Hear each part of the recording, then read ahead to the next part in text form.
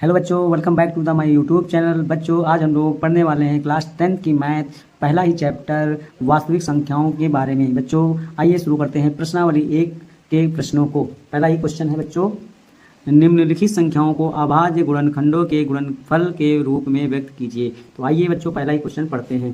पहला क्वेश्चन ए पार्ट 240 के गुणनखंड हमें ज्ञात करने हैं। तो आइए इसको सॉल्व करते हैं।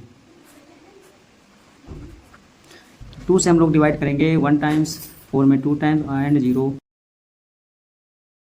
उसके बाद 2 से फिर डिवाइड करेंगे 6 टाइम और 0।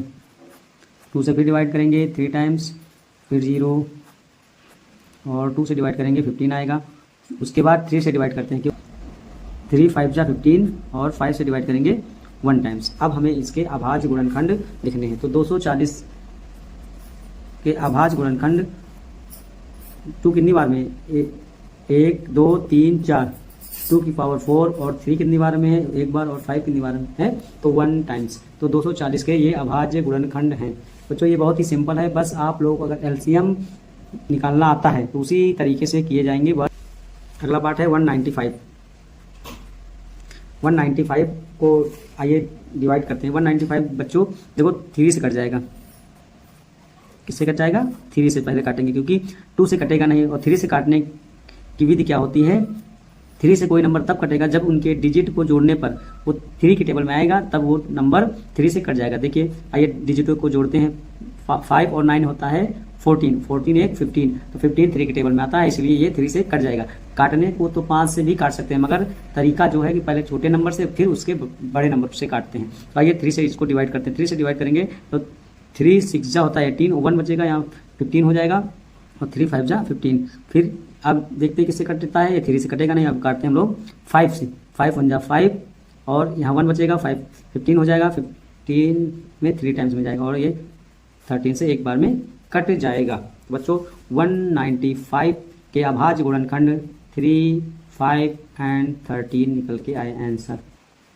उसके बाद 20 570 तीसरा पार्ट पढ़ते हैं। 20 570 के अभाज्य गुणनखंड निकालते हैं। आइए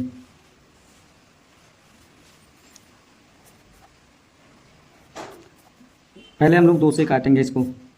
2 से डिवाइड करेंगे तो 1 टाइम्स 0 ऐसे लिख लेंगे। 5 में 2 टाइम्स जाएगा, और यहाँ 1 बचेगा, यहाँ हो जाएगा 17, 17 में 8 बार में जाएगा, और यहाँ पर 1 बचेगा, और यहाँ हो जाएगा 10, 10 में 5 बार। इसके बाद हम लोग आगे डिवाइड करते हैं। 5 से डिवाइड करेंगे, 5 से डिवाइड करेंगे 10 में 2 टाइम्स जाएगा।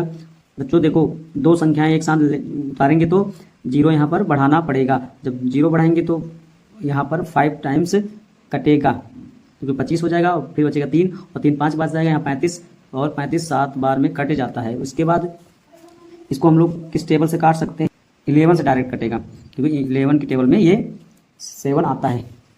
1 टाइम्स इसमें जाएगा, और यहाँ बचेगा 9, और 9 यहाँ हो जाएगा 95, 95 में ये 8 बार में जाएगा, और फिर बचेगा 7, और हो जाएगा 77, 11 7 77। अब यहाँ बचा 187। 187 को हम लोग फिर डिवाइड करेंगे 11 से, तो ये 1 टाइम्स, और यहाँ होगा 77 17 बार में, और ये 17 एक बार में कट जाएगा। अब इसके अभाज्य गुणनखंड लिखते हैं। अभाज्य गुणनखंड इसके क्या होंगे, 2 गुणे 5 गुणे 11, 2 बार में, तो इसको स्क्वायर कर देंगे, और 17 आंसर। बच्चों बहुत ही आसान क्वेश्चन था ये भी, इसके अभाज्य गुणनखंड निकालना। इसके बाद अगला क्वेश्चन पढ़ते हैं। 4th number. 4th नंबर क्या है, 156। 156 के अभाज्य गुणनखंड निकालते हैं हम लोग। 156